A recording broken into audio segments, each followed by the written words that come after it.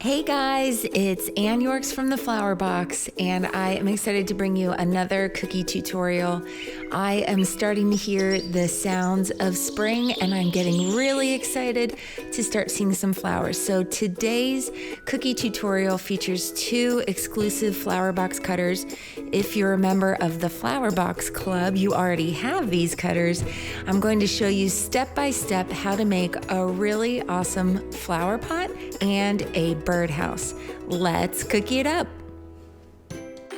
First, I'm going to just trace a circle for the center of the flower, just as a little guide.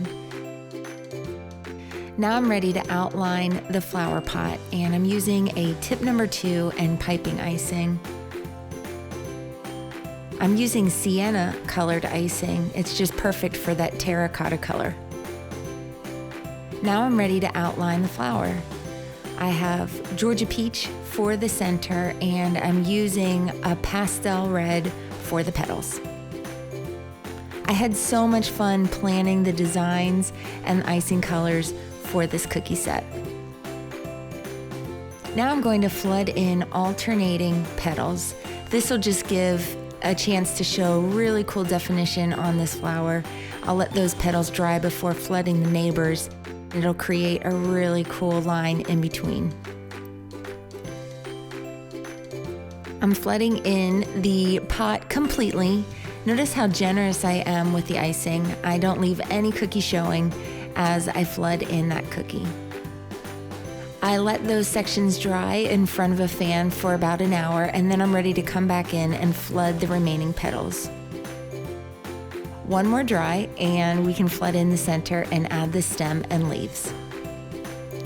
Now, to keep this center from cratering or collapsing in, I actually fill that in with pipe first before I add the flood icing. That just keeps that center nice and raised and puffed up. These little green areas for the stem and for the leaves are so tiny.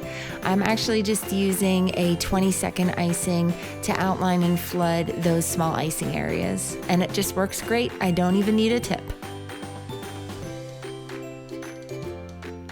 Get your scribe tool in there just to wiggle icing into place and where it needs to be.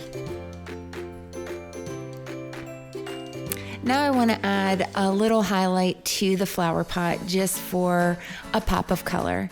So I have the sienna airbrush color in my airbrush machine, and I'm just adding a highlight along the right side and the base.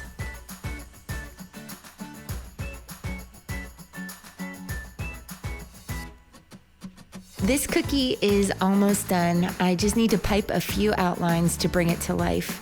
First, some outlines on the flower pot. Again, I'm using piping icing with a tip number 2.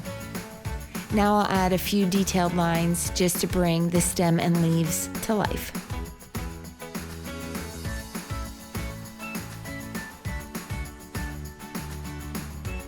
And some dots of icing going around the center of the flower.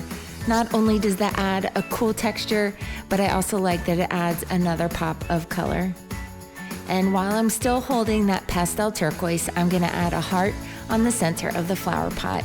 And this cookie is ready to go. Such a cute spring design, perfect for Easter or Mother's Day or any spring celebration.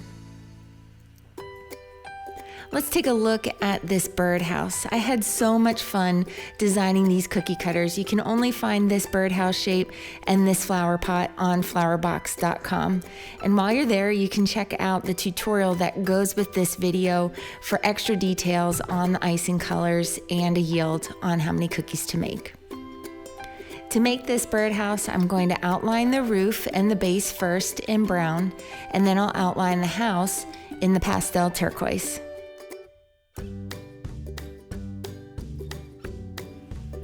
Now I'm ready to generously flood in that entire house section. This is going to be airbrush, so I definitely want to be generous so that I have a nice flat surface for that airbrushing. I have a little bird template, and you can download this on the blog post as well. And I'm going to use this to mask off a small area on my stencil. This will make piping that bird extra easy. I don't need to freehand it, and I also don't need a projector. You'll see. Just a little piece of tape on the underside of the stencil. Now I'll clip the stencil into my stencil genie with that little birdie in place, and I'm ready to airbrush some wood grain onto my birdhouse. I'm using a mixture of Hawaiian blue and metallic pearl for a pastel blue color. And I'm just going to use a nice even coating of the airbrush color to get that wood grain. I'll airbrush over the bird, and when I lift up the stencil, I'll see this awesome wood grain pattern, and I see the little outline of where I'm going to outline and flood the little birdie that lives in the house. But first, let's flood in the rest of these icing areas. I'm going to flood in the roof and the base using that brown flooding icing. I'm using the pastel red, and I'm just following the outline of that little birdie from where I stenciled. That makes making consistent cookies from cookie to cookie super easy. Now I'll flood in the bird, and this cookie is ready to dry one more time before the details.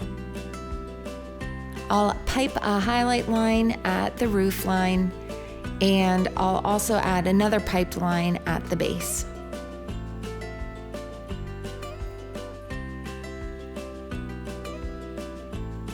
Using the Georgia peach, I'll outline the circle on the birdhouse. I have a tip number 65S on my Georgia peach, and I'll just give it a little wiggle as I pull out the birdie wing. Now a beak, an eye, and a few music notes, and this little songbird is happy to be home for spring. Tip number 1 on that black icing keeps those details small and delicate. Almost done, just adding a little flair to the bird with some feathers on the back and a little dot of black for the perch on the birdhouse.